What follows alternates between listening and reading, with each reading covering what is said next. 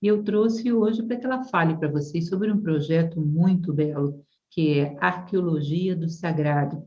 Apresento a vocês a professora Kênia de Aguiar Ribeiro, que é formada em jornalismo pela Universidade de Brasília, é fotojornalista, ela é arqueóloga pela Universidade Paris-Sorbonne e é mestre em arqueologia pré-histórica e arte rupestre pelo Instituto Politécnico de Tomar, em Portugal.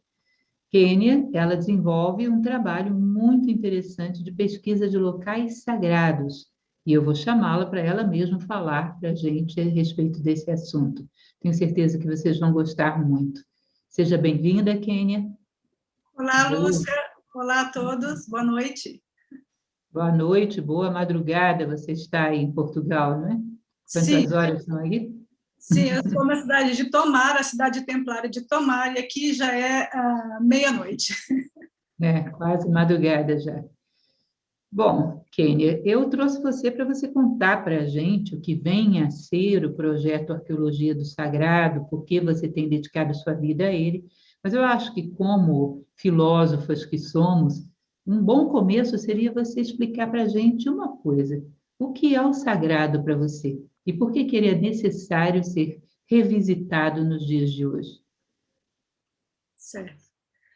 Bom, então eu vou começar definindo o projeto e em seguida eu vou falar o que é o sagrado, e vou tomar as palavras e a definição de um escritor, filósofo, mitólogo romeno, chamado Mircea Eliade, que vai explicar melhor do que eu, porque é algo tão profundo e eu acho que ele consegue transmitir com poucas palavras, de forma simples e de forma muito objetiva e clara.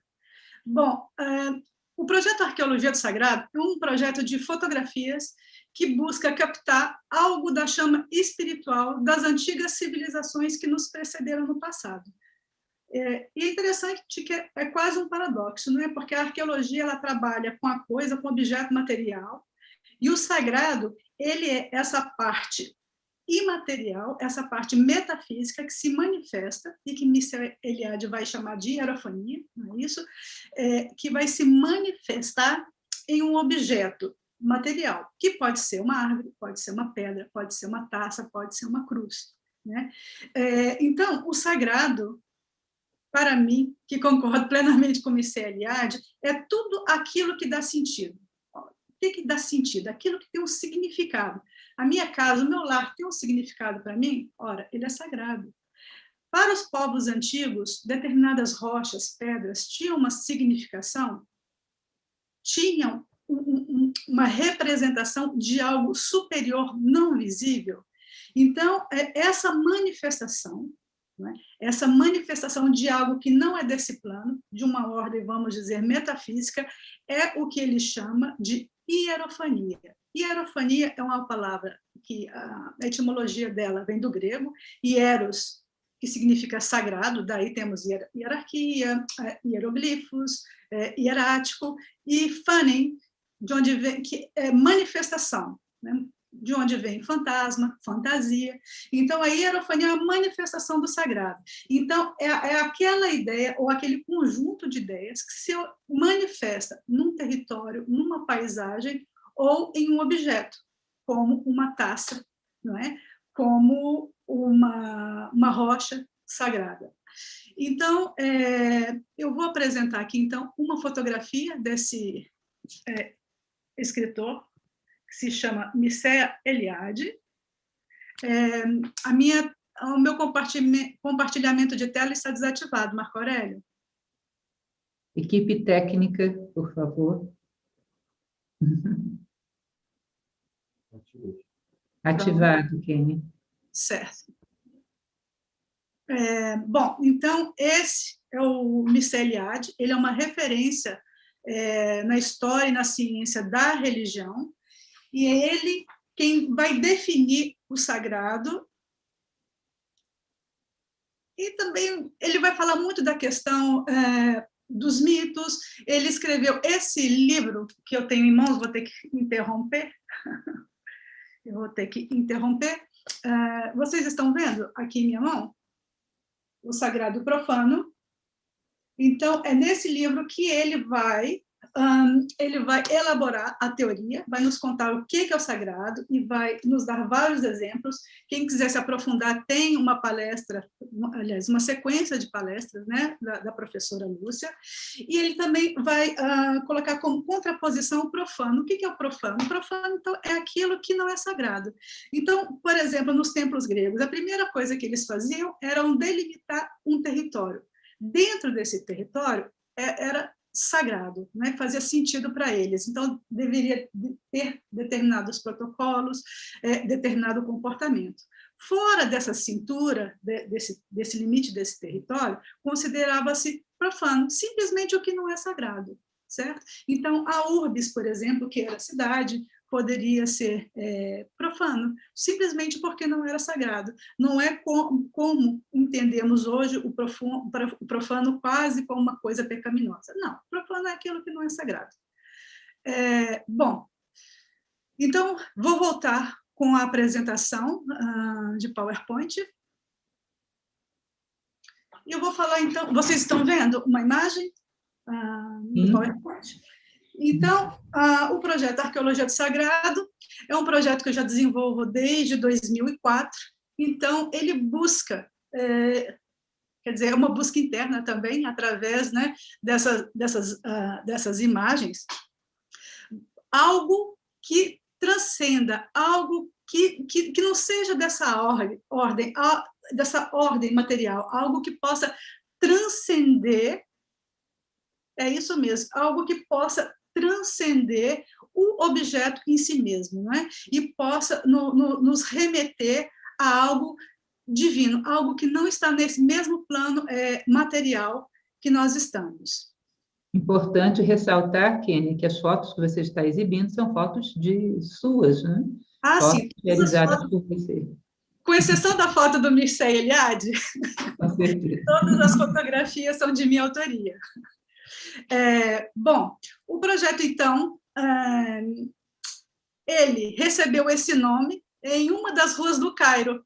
Eu estava com uma pessoa, uma sábia, e nós estávamos conversando, ela estava procurando uma livraria. E eu contei da ideia que eu já fotografava há alguns anos, há 8 anos, eu já colecionava fotografias de lugares sagrados, e comentei com ela, eu preciso tanto de um título, mas que seja um título assim,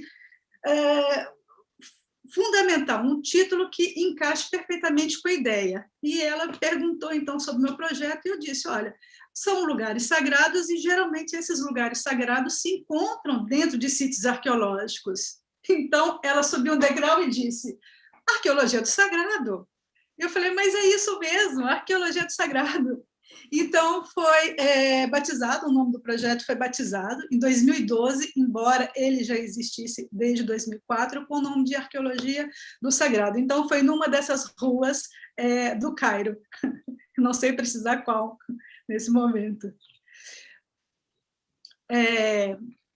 Sim, quer fazer mais alguma pergunta, Lúcia?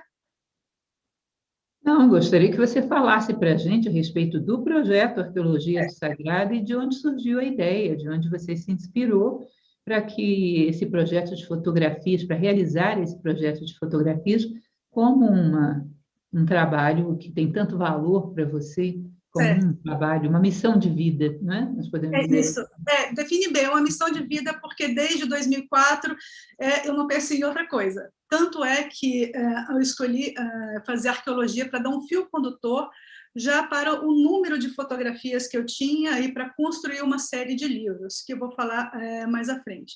Bom, eu vou falar, então, como... como não é uma conferência, não tem uma linearidade. Então, eu vou contar como tudo começou.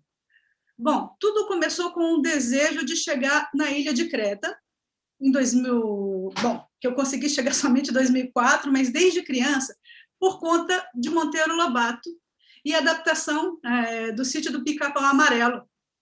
Eu devia ter, talvez, 6, 7, 8 anos de idade.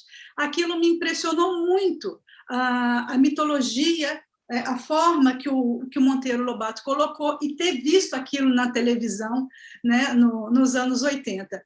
Então, essa aqui, a cena à esquerda, é o rapto, ele vai raptar a tia Anastácia, então toda a turma do sítio vai até Creta para poder salvá-la, que vai estar presa no labirinto. Então, à direita tem os personagens do sítio e Perséfone. Muito bem. Então, Creta é essa ilha que fica ao sul do Mar Egeu, mas antes de chegar lá, muitas coisas aconteceram. Então, na verdade, em 2004, essa viagem que eu alimentei desde criança era o objetivo. Mas antes disso, aconteceu... vocês estão vendo aqui a tela, não é? Vemos sim. Antes disso, eu fui...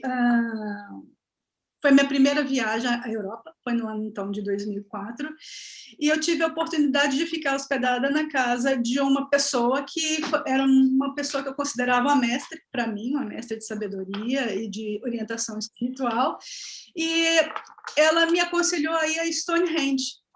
E eu fui a Stonehenge, e ela havia me emprestado um toca-fitas de tape, e que tinha cantos gregorianos. Era só uma fita, então virava de um lado e do outro só tinha cantos gregorianos.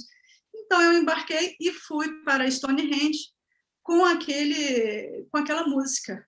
Então cheguei em Stonehenge e me deu vontade de circular. Eu fiquei circulando. Quando eu dei por mim, eu já tinha dado 3 voltas em Stonehenge, era como quase se eu estivesse em transe, porque eu estava com aquele canto gregoriano nos meus fones e circulando ao redor de Stonehenge, e eu pensava, nossa, que parece que eu estou repetindo um gesto imemorial. E eu fiquei muito impactada com a beleza, com a fortaleza, né, dessa paisagem, né, desse complexo megalítico. Não é? Megalítico vem do grego megas, né, grande, lítico, de pedras grandes. Né? Então, Stonehenge é um local de 4.000 anos antes da nossa era, né? E é um mistério, claro, é um dos mistérios da arqueologia. Pré-celta, né? Pré-celta, sim, os celtas chegam aí muito tempo depois. E, bom, eu busquei, então, fotografar o silêncio dessa paisagem. Quando nós vemos essa paisagem, parece realmente que é algo imemorial, nós não vemos nem pessoas, né? É tudo tão silencioso. Então, eu busquei captar o silêncio desse local, mas não era assim. Porque eu fui numa excursão, né? Era uma excursão que levava até o local, e, bom, eu levei filmes de 36 poses, porque não era fotografia digital, então eu andava com uma mochilinha pequenininha, filmes preto e branco, colorido, um queijo, uma água, um pão, pronto, e era assim que eu ia para as minhas viagens, porque em busca das minhas fotografias. Então, na verdade, esse local estava com esse tanto de gente. Isso daí é uma película, um filme Asa 400. Então, eu demorei muito tempo, e a fotografia, quando você se predispõe a esperar o momento exato, é quase que uma meditação, né? Porque você é uma coisa só, você se torna uma coisa só entre o objeto e a ser fotografado e a sua câmera. Então, é como se você mergulhasse dentro daquela realidade, e essa é uma experiência muito interessante. Então, a partir desse dia que tinha todos esses turistas, eu esperava um momento em que todos eles não aparecessem na foto, eles estivessem atrás dessas pedras. E eu percebi que eu gostei muito desse resultado, de buscar o silêncio desses lugares. Então, Stonehenge foi um lugar que me impactou muito, e desde então eu quis conhecer outros lugares. Então, eu voltei para Londres, onde eu estava hospedada. Sim, tem um fato engraçado. Eu já sentia que aquele lugar tinha uma sacralidade, né? Eu já tinha lido alguma coisa, então eu levei uma pasta de dente, um óleo e uma câmera, uma Polaroid. Então, como era um lugar sagrado, a minha ideia era que só deles estarem ali depositados, eles seriam sacralizados ou abençoadas. Então, a fotografia é representada pela câmera, esse óleo, depois eu passei em várias pessoas que precisaram, eu estou com uma dor aqui, eu falei, olha, eu tenho um óleo mágico que recebeu uma proteção do alto, e olha que já curou. E uma pasta de dente para dar longa vida ao sorriso. E sempre levava a bandeira do Brasil também, né, para abençoar o país e nossa nação. Então, sempre eu viajava com algum, além do meu queijo, do pão, eu viajava com a bandeira do Brasil. Então, sempre eu tirava um que a gente chama de selfie hoje, mas não era, né? Eu colocava a câmera em algum lugar e tentava posicionar a bandeira do Brasil também. Bom, isso é só uma anedota sobre isso. Bom, então eu voltei para a Inglaterra e nesse local onde eu fiquei hospedada, eu participei de um ritual que se chamava Batismo de Fogo. E durante esse ritual, após o ritual, foi um ritual, coisa simples, mas assim, não preciso entrar em detalhes. Então, a pessoa que esteve comigo pediu que me disse que os mestres disseram que eu fosse a Newgrange. E eu falei, olha, não sei nem o que é Newgrange, mas diga que eu vou. E eu estava sentada numa cadeirinha de madeira e disse, diga que eu vou procurar saber onde é. Bom, no dia seguinte eu fui no Cybercafé, a gente está falando de 2004, e fui procurar onde era Newgrange no mapa. Newgrange, então, é na Irlanda. É um lugar também pré-histórico, pré-celta, na verdade, constituído, a gente chama de cairn, em francês, que é um monte de pedras, não é? E que esse cairn, ele é formado, então, por esse arranjo de pedras, aqui tem um corredor, e lá no fundo tem algumas salas. E durante o solstício de inverno, um raio de sol entra por essa janela e ilumina aquela bacia de rocha. Essa pedra, que é a pedra número 1, é a primeira aparição que se tem notícia do Triskele, né, que são essas espirais, esse conjunto de espirais. Depois os celtas chegam e se apropriam desse símbolo, ou seja, eles já veem uma sacralidade, né, nessa representação geométrica. Também foram os celtas também entendem que é um lugar sagrado e eles acreditavam que durante a entrada do sol, se eles estivessem lá naquele local onde o raio iluminava, eles iam para o Cid, né, que era o outro mundo, era o além, né, da mitologia celta.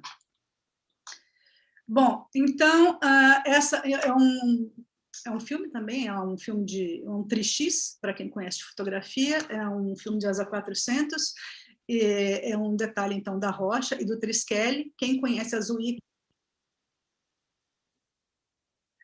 quem conhece também as Wiccas, elas se apropriam desse símbolo. Ao redor desse cairn existem vários ortostatos. Ortostatos são essas pedras verticais, esculpidas, né, com várias representações geométricas, circulares, que constituem ainda um mistério, embora haja interpretações, né? E então ele é rodeado desses ortostatos esculpidos.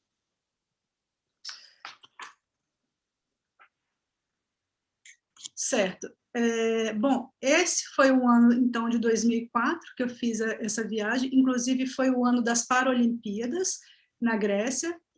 Eu acabei fotografando, fiz algumas fotografias, e foi um momento interessante de poder ver todas aquelas pessoas com as suas dificuldades praticando esportes. Então, isso é só para contextualizar o ano que foi.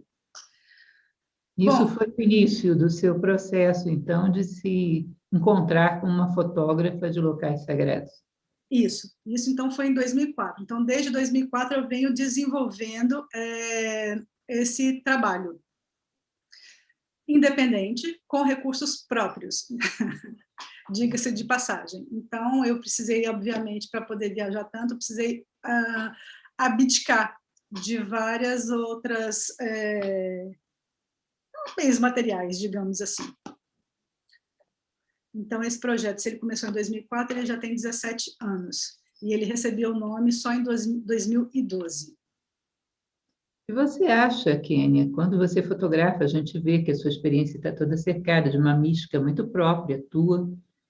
Você acha que quando um fotógrafo, nessa categoria que você está, de um artista, ele capta uma cena, ele pode acrescentar algo que uma pessoa comum não veria? Ele dá um toque que, às vezes, quem esteve lá presencialmente não é capaz de captar, e acrescentam um plus a mais, como você disse em Stonehenge, tem um pouco do silêncio aí. Eu sempre que entro numa catedral, as catedrais góticas europeias, que são maravilhosas, dá uma sensação de que o silêncio é tão grande, tão pesado, que ele é quase palpável. Né? E colocar determinadas representações numa foto, de tal maneira que alguém possa percebê-la. Às vezes estamos tão alienados, tão desatentos, passamos por lugares maravilhosos e não vemos nada. O que você me diz? Um artista é como se fosse um pontífice, onde ele é capaz de impregnar a sua obra de algo que, a olho nu, um homem comum não seria capaz de ver? Olha, eu penso que um artista, sim, é um pontífice, mas, sobretudo, aquele que tem o dom da pintura. Eu acho que fotografia é algo diferente. Claro que nós vemos, né, detalhes que passam desapercebidos, né, no olhar do outro, mas, em relação ao meu projeto, eu que fui presenteada e somente vi depois algo que eu não percebi nas fotografias, como se fosse uma hierofania, certo? Se manifestou, mas eu não vi, eu só vi depois, quando eu estava trabalhando nas fotografias. Eu selecionei aqui algumas fotografias para poder ilustrar isso daqui. Esse privilégio de ter visto, quer dizer, de ter visto depois, né? Porque na hora, a olho nu, eu não consegui ver, mas depois, quando eu cheguei no laboratório, vamos dizer assim, no computador, eu fiquei maravilhado com determinadas cenas. Maravilhada. Eu vou, então, compartilhar novamente a tela. Uhum. Estão vendo? Essa fotografia, por exemplo, ela foi tirada no Monte Sinai, foi uma caminhada muito árdua, muito árdua. Bom, para chegar ao Monte Sinai já é muito complexo. Nós fomos, uma semana antes, tinham rendido um ônibus com 40 pessoas. Enfim, é um local, a Península do Sinai é um local muito complexo de se chegar. Então, nós fomos ao Mosteiro de Santa Catarina e subi o Monte Sinai, que é onde, segundo, né, a Bíblia hebraica e o Velho Testamento, dizem que Moisés recebeu as tábuas da lei. Então, eu fiz essa fotografia e somente depois eu vi essa pequena luz, esse prisma de luz. Eu gosto muito desses detalhes, tanto esse sol, né, que se expande, que ilumina, não é? Que abraça a montanha e o mundo, mas também dessa iluminação que parece que anda, não é? Colorida dentro dessa bolha. Eu gosto muito. E algumas fotografias, alguns chamam de flare, que é um efeito fotográfico, mas o flare ele é octogonal, ele tem bases, ele tem os contornos retos, e esse não tem, ele é como se fosse uma bolha que anda nas fotografias. Eu gosto muito desses efeitos. Então, entre uma fotografia que tem esse elemento e outra que não tem, eu prefiro essa que tem esse elemento, que ela como o meu projeto se chama Arqueologia do Sagrado, para mim é uma manifestação, né, do sagrado, não só o sol, mas esse filho do sol que desce ao mundo, vamos dizer assim.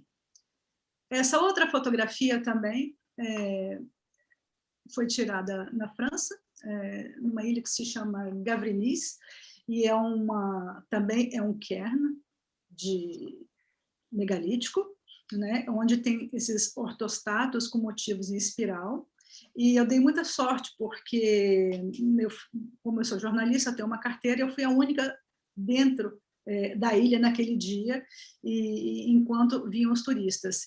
E eu pude entrar e fotografar, coisa que é proibido, mas como, né, eu tenho esse privilégio, né, profissional, claro, sem flash, e depois, quando fui ver a fotografia, tinha esse feixe de luz verde que entra, então eu gosto muito dessas iluminações que entram e iluminam essa escuridão, ou né, esse território, esse monumento. Um outro exemplo, bom, quando eu estive no Egito, no último dia, eu fotografei 20 dias no Egito, no último dia, eu tive uma intuição que era para eu ir sozinha no Planalto de Gizé para fazer algumas fotografias. E, bom, todas as pessoas foram embora, eu fui realmente uma das últimas a ir embora, e eu não entendia por que minha intuição falava para fotografar continuamente. Então, eu comecei a fotografar contra a luz, né? E, quando eu cheguei no laboratório, muito tempo depois, na verdade, alguns meses depois, e eu recebi um telefonema de uma outra pessoa dizendo: olha, veja nas imagens o que não é imagem. E eu não entendi e comecei a trabalhar as fotografias e comecei a limpar as camadas de escuridão. Então, eu me deparei com fotografias como essa, por exemplo, que foi nesse mesmo dia. Essa fotografia é uma das minhas preferidas, né? É a Grande Pirâmide com esse halo e um planeta, ou a Lua, que está ali do lado. Então, essa fotografia foi tirada nessa condição de luz, certo? Então, eu fui limpando as camadas, vamos dizer, de escuridão, e eu ganhei esse presente divino, essa manifestação, essa maravilha de fotografia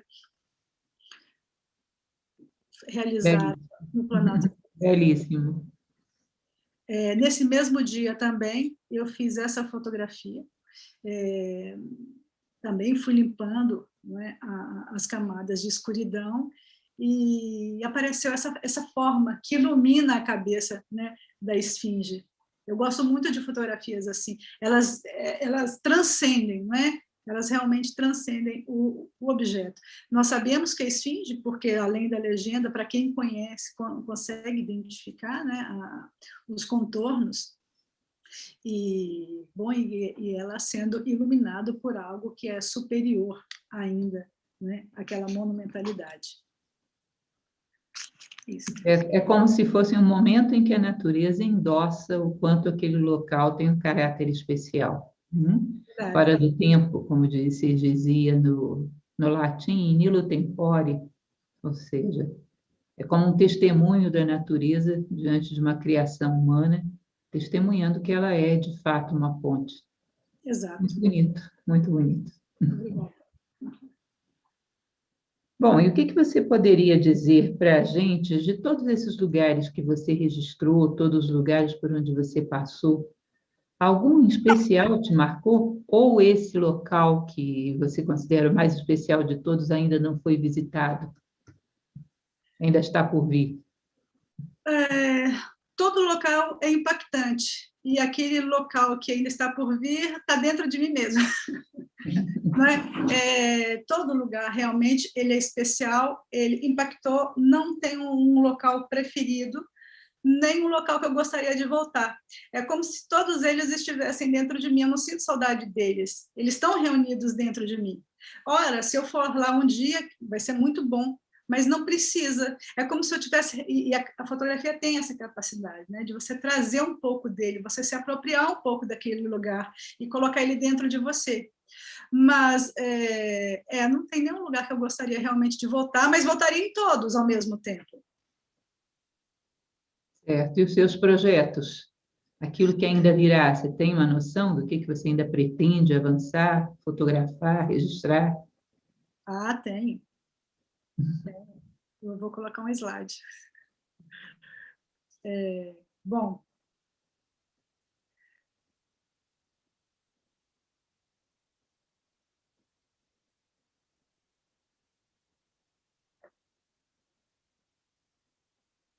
eu vou fazer um parênteses. Essa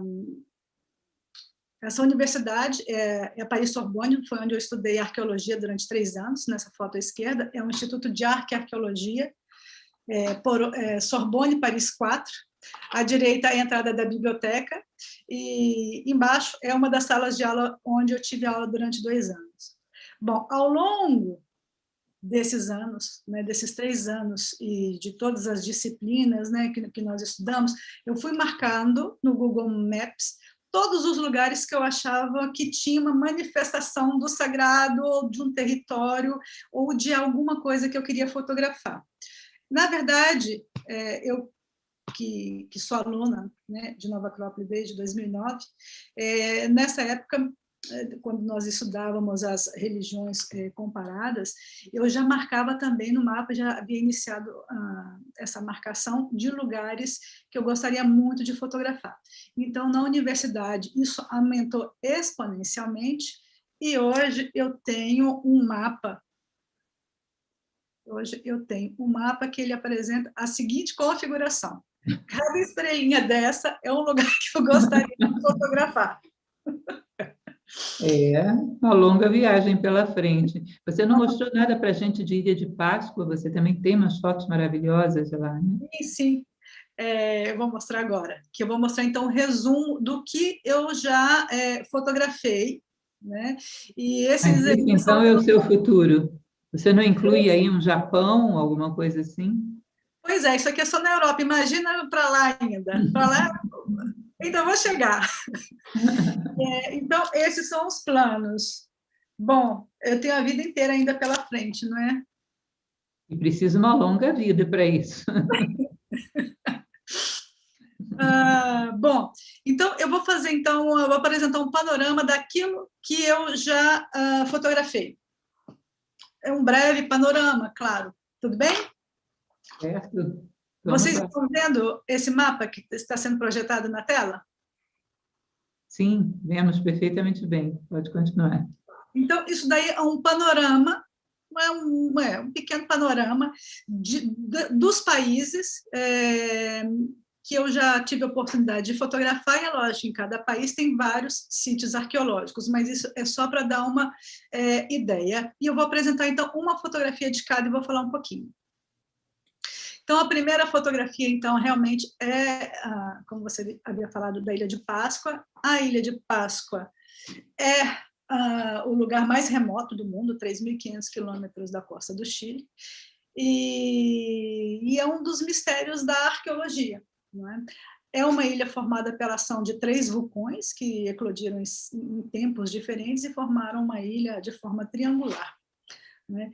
E essa ilha tem a peculiaridade de ter essas estátuas gigantes que são chamadas de moais. Na verdade, tem mais de 700 moais. Houve um terremoto, então todos os moais caíram, e houve guerras também entre as tribos que lá habitavam, a tribo dos orelha comprida e dos orelha curta, mas isso é uma outra história. E foi o Japão, uma das nações que emprestou tecnologia e tratores para poder erguer novamente esses gigantes em pedra. A literatura teosófica, sobretudo a doutrina secreta, fala da Ilha de Páscoa, ela cita a Ilha de Páscoa, e eu deixo para o espectador procurar saber o que a literatura teosófica fala, porque ela vai falar de uma terceira humanidade, né? E ela atribui o nome de Lemúria a essa... esses moais seriam uma lembrança desse continente perdido. Então, é uma literatura muito interessante que vale a pena ser visitada. Então, esse moai, ele fica em Tarrai, que é uma das praias de Ilha de Páscoa. Essa fotografia também foi realizada lá, era às 5 horas da manhã. Esse se chama Arru Tongarik. O que é um arru? Arru, na língua Rapa Nui, na verdade, a Ilha de Páscoa se chama Rapa Nui. Ilha de Páscoa é porque foi descoberta num domingo de Páscoa por um navegador, e ele colocou o nome de Ilha de Páscoa e ficou. Mas é Rapa Nui, e a língua se chama Rapa Nui também. Bom, então essa fotografia foi tirada às 5 da manhã, e o arru significa altar. Então, o altar é essa parte que nós vemos aqui, ó. Esse altar, ele pode variar de 0,5 metro a 2 metros, e depois eram erguidos os moais. Então, é um mistério realmente como foi para a arqueologia, não é? É um mistério ainda, tem várias tentativas de arqueologia experimental, né, de como poderia ter sido, mas ainda está na base da especulação, não é algo fechado. Bom, Machu Picchu, né, que fica no Vale do Rio Urubamba, no Peru, que são esses resquícios da civilização Inca, foi descoberta no início do século XX e ganhou um trabalho de recuperação fantástico. Então, fica a 4.000 metros de altitude, não é? Para subir lá, a gente sofre do sorote, que é aquele mal da cabeça, e aí a gente tem que mascar a coca para poder chegar, né, as plantas que são plantas sagradas, né, para a população até hoje, que mora no local de tão alta altitude. Tiwanaku, Porta do Sol, essa é conhecida como a Porta do Sol, houve um terremoto, então toda a estrutura dessa cidade está no chão. Essa foi uma reconstituição. Bolívia, né? Apenas para ir situando os nossos viajantes, estamos todos viajando junto com você. Tiwanaku e Bolívia. Opa, vamos lá. Então, fica na margem sudeste do Lago Titicaca. Por que é interessante ressaltar isso? Porque já na parte noroeste vai ficar, já é o Peru, né? O Titicaca é o lago mais alto, tem a maior altitude da América Latina, e, bom, faz a divisão com esses dois países, né? Então, esse aqui é o Deus solar, então ele está ali no centro, né, dessa porta, que ainda não sabemos que tipo de templo ou de local seria este.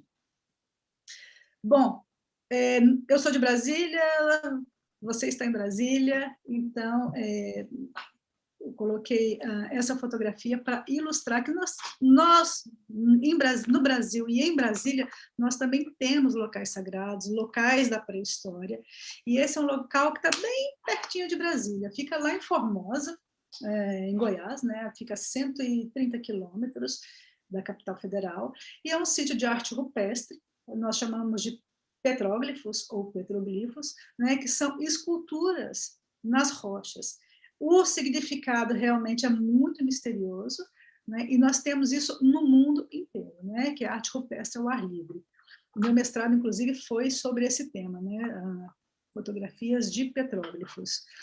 Então, a Pedra do Bisnau é um local fantástico, é uma rocha de arenito que tem uma inclinação de aproximadamente 15, 18 graus, e ela é toda tatuada, vamos dizer assim, ela é toda gravada com motivos geométricos, e alguns chegam até 4 metros de tamanho, e combinações, enfim. O que nós estamos vendo aqui, na verdade, dessa fotografia, é uma prática que não se deve fazer, que é colocar areia ou riscar de giz os petróglifos, porque se cada pessoa for lá e fizer isso, com o passar dos anos, nós não teremos mais a forma original, né? Porque nós temos a tendência de interpretar as figuras geométricas ou abstratas de acordo com a nossa experiência. Então, às vezes, a gente pode estar vendo ali uma formiga, né, uma formiga, ou algum zoomorfo, né, ou um antropomorfo, algo, né, de acordo com a Tem uma estimativa de idade disso, Kênia? De quanto tempo isso tem? Não temos. Olha, alguns dizem 4.000 anos, porque se relaciona com outros petróglifos datados. Mas é muito difícil, porque não se data rocha. Não se consegue datar rocha. Então, ele pode ser muito mais antigo do que isso. Então, nós não temos uma literatura que afirme ou que a idade. E também nunca foi feita uma escavação, né? Porque o que pode acontecer é realizar uma escavação, encontrar, por exemplo, um fóssil associado numa estratigrafia, associada à pedra, e aí pode-se datar, é uma datação indireta. Compreende? Uhum, sim, Uma claro. datação indireta. Então, nunca foi realizada ainda uma escavação nos arredores, né? Precisa de muito financiamento para poder fazer esse trabalho. Ali perto, a 80 quilômetros desse local, 80 não, 50, também tem pinturas rupestres, né? A Toca da Onça tem pés de 6 dedos no teto, é muito interessante. Pinturas de cor amarela, pintura de cor vermelha, é fantástico. Realmente, Brasília tem muita arqueologia. Tem sítio arqueológico em Samambaia, no Lago Norte, e no Lago Sul, aliás, Samambaia, Taguatinga, um sítio lítico, né, de pedra lascada, ou seja, muito antigo. Bom, só para dizer que temos muita arqueologia no Brasil, que falta realmente ao interesse, né? Um interesse maior por parte das instituições, enfim, interesse geral, para poder alavancar estudos nessa área. Já tem bastante, sobretudo na Serra da Capivara, né? Newgrange, que eu já falei a história, que fica na Irlanda. Aqui em Portugal, essa é a cidade que eu estou. Eu devo estar a 3, 4 quilômetros desse castelo. É o Castelo Templário de Tomar. Ele foi construído no século XII pelo cavaleiro Gualdim Paz. Gualdim Paz, então, ele foi um grão-mestre. Então, ele iniciou, em 1160, na verdade, a construção dessa fortaleza. O que a gente está vendo, na verdade, é um complexo, é uma fortaleza e essa parte que se chama charola. A charola era onde os templários realizavam as suas orações privadas. Então, é uma arquitetura, vamos dizer, circular, que também podemos falar que é deambulatório, e que ao longo dos séculos sofreu algumas interferências arquitetônicas. É um local muito bonito, e a arquitetura dele transita entre o românico, o gótico e o renascentista. Muito bonito mesmo. Aqui é o Glastonbury Tor, que fica na Inglaterra. Essa torre, veja a proporção, isso daqui é uma pessoa que está subindo no Tor. É um local muito interessante na Inglaterra, vão muitas pessoas alternativas e não alternativas, enfim, por vários motivos. Alguns vão fazer contatos com pessoas, com seres de outro planeta, outros dizem que seria a passagem para Avalon. Então, é um lugar cheio de mitologia e de fantasia ao redor. E esse Tor também é chamado de Torre de São Miguel. Nessa mesma cidade, existe uma abadia, as ruínas de uma abadia que começou a ser construída no século VII, é a abadia de Glastonbury, e disse que o rei Arthur e Guinevere estariam enterrados aí no solo dessas ruínas. Inclusive, tem uma placa que diz essa informação. Um túmulo vazio, não é? Eu já li alguma coisa sobre isso. Isso, e uma placa indicando onde seria. Ainda nessa cidade, é uma cidade bem alternativa na Inglaterra, que até parece um paradoxo, né? Uma comunidade alternativa na Inglaterra, mas sim, existe lá. Então, ao lado, existe um jardim, onde tem o Chalice Well. O well significa poço. Então, esse poço teria sido aberto por Jesus, que, segundo outras histórias, naquele tempo que Jesus desaparece, um dos lugares que ele teria ido teria sido a Inglaterra, e é onde ele abre esse poço de água. Na verdade, existe evangelhos, né, que não constam na Bíblia, que são chamados de apócrifos, já constaram, entraram na Bíblia, saíram, entraram, saíram, enfim, a Bíblia, então, tem esse formato do Novo Testamento, que são 4 evangelhos, mas já houve mais. Bom, então disse que o menino Jesus, um dos milagres que ele fazia enquanto criança era abrir poços de água, porque a família sentia sede, então ele ia com o dedinho, pim, abrir um poço de água. Então, esse seria um deles. Então, as pessoas vão com suas garrafinhas, enchem, levam para as pessoas como se fosse uma água curativa. E esse Muita símbolo... coisa no mesmo espaço, né? Uma cultura bem sincrética. De fato. E esse poço tem essa cobertura que significa o alfa e o ômega, né? Esse símbolo, e então é motivo de peregrinação essa fonte. Também existem histórias de que José de Arimateia, após a morte de Jesus, teria fugido para Glastonbury, e o cálice da Santa Ceia está lá enterrado. Ele pode estar enterrado em vários lugares, inclusive aqui embaixo, esse castelo, né, o Castelo Templário, ele está em cima de um grande rochedo. Disse também que o cálice também estaria guardado, escondido ali em cima do rochedo onde está o Castelo Templário. Bom, e a outra versão é que estaria por aqui, em Glastonbury. Né? Ele estaria sendo guardado por uma família durante séculos e séculos, desde a época de José de Arimateia. Bom, Stonehenge, que eu já mostrei para vocês anteriormente, né, esse complexo megalítico. Karnak, na França, na Bretanha, na região da Bretanha, que tem muito megalitismo, né, que são essas construções com pedras gigantescas. Essa daqui é um alinhamento de menires. O que é o menhir? O menhir é uma pedra, um ortostato, né, uma rocha, plantada no solo de forma vertical, quase como se fosse uma acupuntura terrestre. Né? E são quase 3.000 menires, durante quilômetros e quilômetros e quilômetros e quilômetros. Né? Eu fiz isso de bicicleta para poder fotografar e percorrer quase toda a quilometragem. É uma coisa assim, fora do comum. É um dos sítios pré-históricos franceses da Bretanha, um dos mais famosos. Esse é o Palácio de Knossos, né, que é o palácio do Minotauro, que motivou... Aqui, enfim, você chegou ao ponto de partida, Creta. Cheguei ao ponto de partida, em Creta. Então, essa seria a Sala do Trono.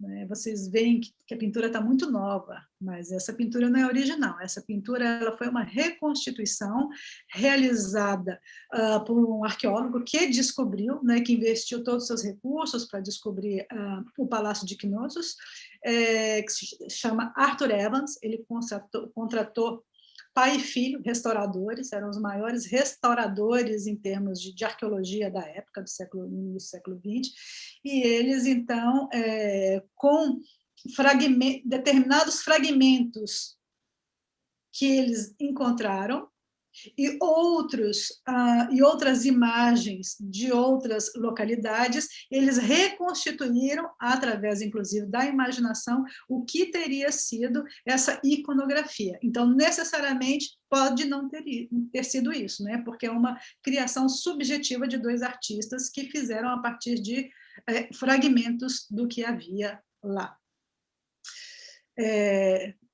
Essa fotografia foi feita em negativo, então eu não podia errar, e era uma filinha para poder ir andando, então, e a sala era muito escura, mas tinha uma corda que separava esse ambiente, e eu posicionei ali no cavalete que segurava a corda, e não podia falhar essa foto, e pá, apertei o botão.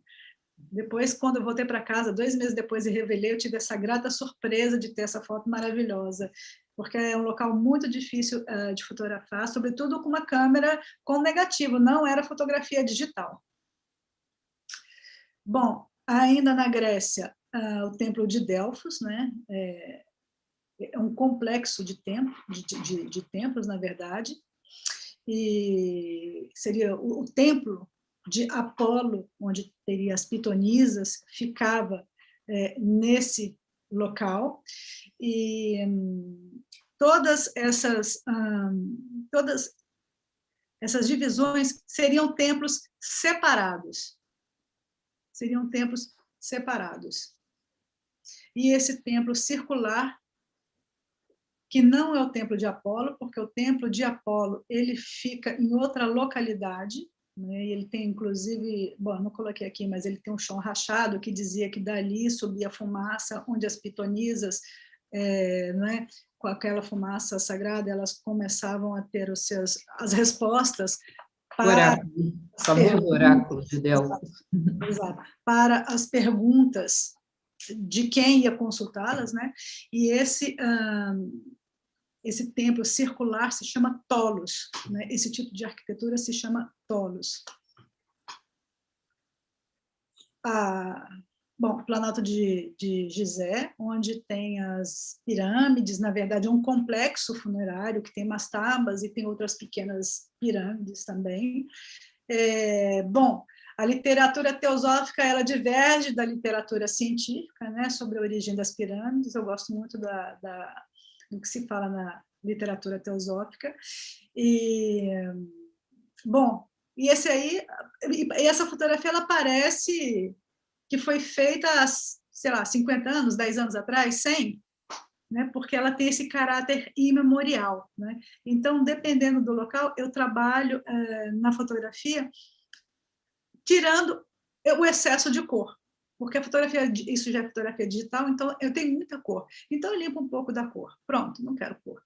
E aí tudo vai ficando um tom monocromático e vai dando esse aspecto de silêncio e de atemporalidade, né, na fotografia. Então, parece que não tem ninguém, mas isso, quem já foi nesse local sabe o tanto de turista que tem.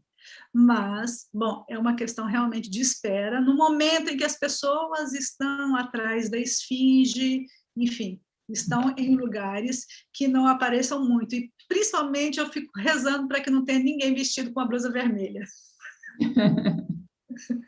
Que é o terror, pode ser a coisa mais linda da fotografia, como né, uma pessoa vestida de vermelho, ela se destaca logo, sobretudo na fotografia digital. O vermelho ele é muito impactante, é a cor que mais chama a atenção, no digital, sobretudo. Seu momento. O Monte Sinai, que eu já falei sobre essa fotografia, também no Egito. Em Petra. Petra é uma cidade na Jordânia. Ela está associada com a comunidade dos nabateus, que é relatada lá no Velho Testamento. Então, são templos, né? São templos e, enfim, monastérios erguidos na rocha, com essa arquitetura clássica. É uma coisa, um lugar fantástico, realmente, muito difícil de chegar, sobretudo com uma mulher sozinha. Bom, já é difícil chegar de qualquer jeito, na verdade. Mas vale muito a pena.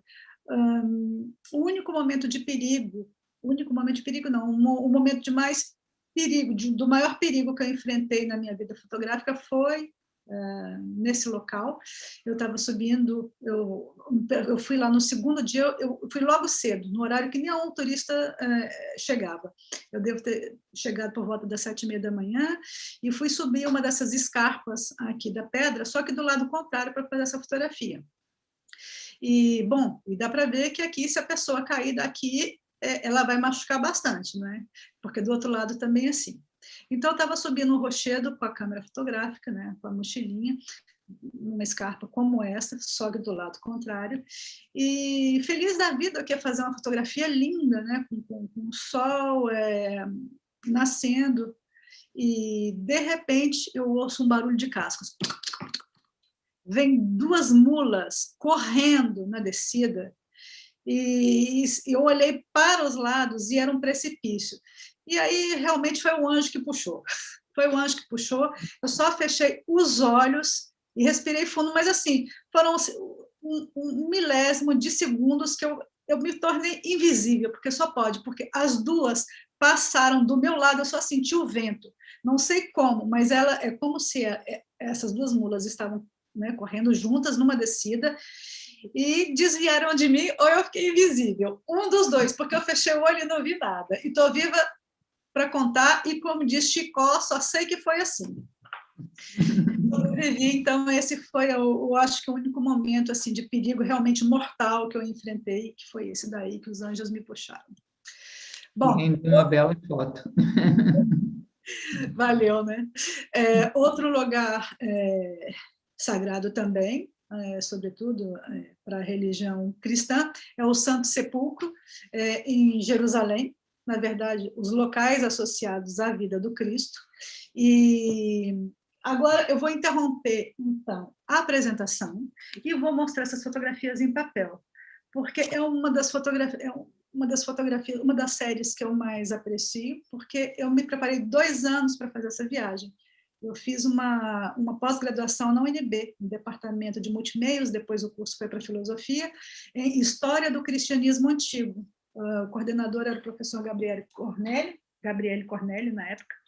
Então, eu fiz essa pós-graduação e depois ainda fiz um curso de teologia na Arquidiocese de Brasília, para poder, enfim, para poder estar perto do sagrado e também pensar em um dia, era um sonho, fotografar os lugares associados à vida desse personagem histórico também, não é? Que se chama Jesus. Então, eu vou mostrar, eu vou pegar aqui. Foi uma viagem na Palestina e Israel. Na ocasião, eu tinha uma prima que trabalhava num braço das Nações Unidas, ela trabalhava com a questão da defesa dos palestinos. Então, ela era advogada internacional e arranhava um pouco árabe. A gente alugou carro, então, e ela sabia do meu projeto, e nós viajamos bastante e passamos naqueles checkpoints da Palestina, mas isso é uma outra história. Foi uma viagem difícil. Então, aqui na minha malinha de fotografias, Vamos nós participar de mais uma viagem. Nós temos pouco tempo, depois dessa sua série de fotografias, a gente faz as nossas colocações finais e encerra o nosso passeio guiado. Tá certo? Certo. Bom, então, vou colocar assim. Essa fotografia, então, ela foi realizada em Nazaré, cidade de Maria, então, onde ela recebe a visita do arcanjo Gabriel. E, geralmente, isso na iconografia, Maria está do lado de uma água sagrada, de um poço. Então, seria aqui. Na cidade, tem um local, mas, segundo os gregos ortodoxos, é nessa capelinha que eles preservam, e vão pesquisadores lá para gravar o som dessa água, que seria essa fonte, e aqui tem uma iconografia do arcanjo Gabriel, anunciando a Maria sua gestação. Já em Belém, na Basílica da Natividade, né, tem... geralmente são lugares pequenos que vão virando basílica. Foi aqui, então, o lugar onde teria sido, onde seria a manjedoura, ou seja, o comedores dos animais, onde o menino Jesus teria sido colocado, depositado, e, enfim, em toda a história bíblica. Depois ele desaparece, aliás, ele não desaparece, a família foge para o Egito. Então, essa fotografia simboliza isso, porque a família dita sagrada, não é isso? Foge para o Egito num burrico. Então, essa fotografia simboliza isso. Depois, ele aparece e é batizado no Rio Jordão por um personagem chamado João. João, muito provavelmente, da comunidade essênia, aqui é Qumran, da comunidade essênia, tinha o batismo como um ritual sagrado. E ele faz esse ritual nas margens do Rio Jordão, né, em Jesus. Para quem não relembra, esse é o local dos manuscritos do Mar Morto. Exatamente. Foram localizados. Isso, em 1947. Bom, logo depois, então, Jesus teria ficado no deserto, ele enfrentou uma tentação de 40 dias e 40 noites, essa fotografia no deserto da Galileia ilustra isso. Depois do batismo, então, ele começaria a fazer os milagres. Essa história que eu estou contando, bom, é de acordo com os evangelhos, e existem também os evangelhos apócrifos, que são muito interessantes. Aqui, em Canaã, teria sido o local onde ele faz o primeiro milagre, né, que num casamento ele transforma água em vinho. Esta fotografia é no Mar da Galileia, né, Tiberíades, ou Yam Kinneret, em árabe. Então, ele anda pelas águas, segundo os escritos. Ele acalma uma tempestade. Interessante lembrar também que essas ações metafísicas, não sei se seria metafísico o termo, mas essas ações que Jesus fazia de curar, Apolo de Tiana, não é isso? Também fazia, era um outro personagem contemporâneo de Jesus que também realizava milagres. Bom, aqui nós temos, então, uma gruta onde foi realizada a Santa Ceia, e é protegida, então, pelos franciscanos. Esse foi o único lugar que me emocionou, porque, além das paisagens, por exemplo, Tiberíades, porque é o único que eu senti uma verdade dentro do meu coração, mas eu estou falando, é uma experiência pessoal, né? Então, essa gruta é a mais simples de todas, e realmente parece um cenário de que tenha acontecido essa, enfim, né? É um jantar, né? Um jantar. Algo sagrado aconteceu aí nesse local. Exatamente. Bom, aqui teria sido a pedra onde Jesus já sabia, né, que seria traído, então ele chora, e seus discípulos dormem. Tem tudo isso na iconografia. Quem quiser ver isso em quadros, eu recomendo Giotto, que tem uma série maravilhosa. E então aqui ele teria adormecido, aliás, ele teria chorado nessa pedra. Então ele vai para o Calvário, ele vai ser crucificado, né? Essa igreja é na porta da Basílica em Jerusalém. Muitas pessoas pegam esse crucifixo e fazem, né, a rota, fazem a Via Crucis ali na Jerusalém, na Cidade Velha. Após a sua morte, o corpo dele seria depositado aqui, para que Nicodemos e José de Arimateia limpassem o corpo, né, para poder enterrar. Essa pedra, ela é, então, sagrada para essas religiões. Tradição cristã. E as pessoas colocam determinados objetos, por exemplo, colares, para que recebam energia, sejam, né, benzidos e levam para os seus entes queridos.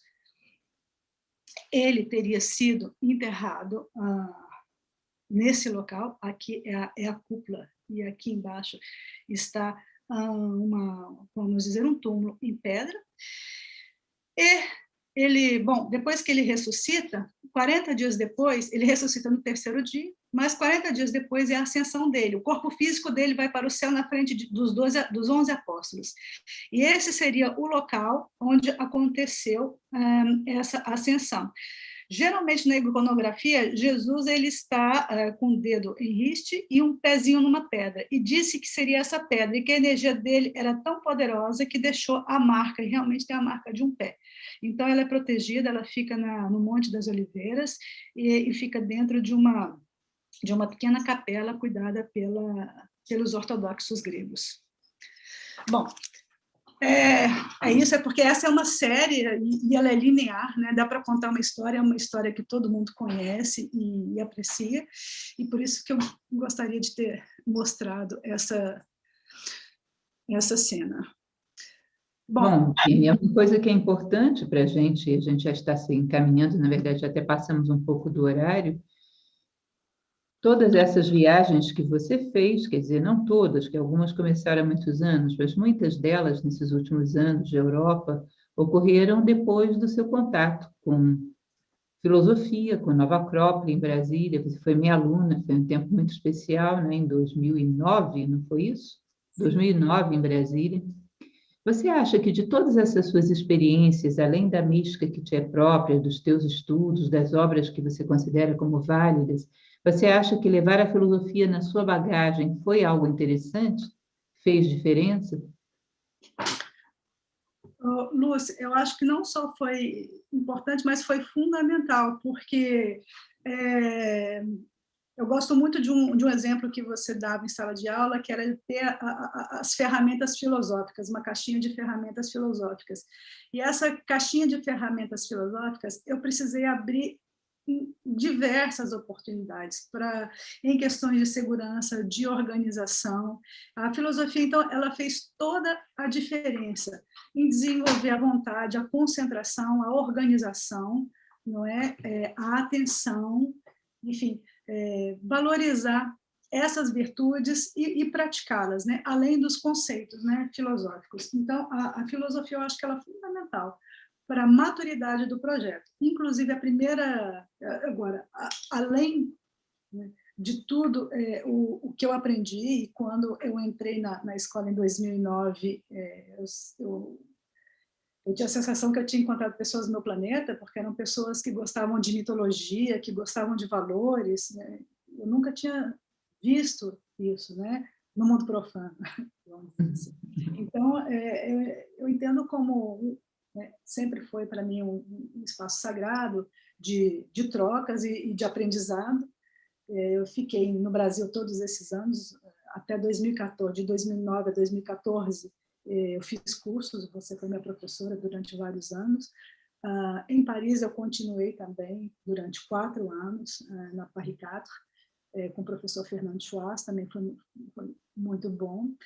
E, então, a filosofia faz parte desse projeto, ele é altamente filosófico.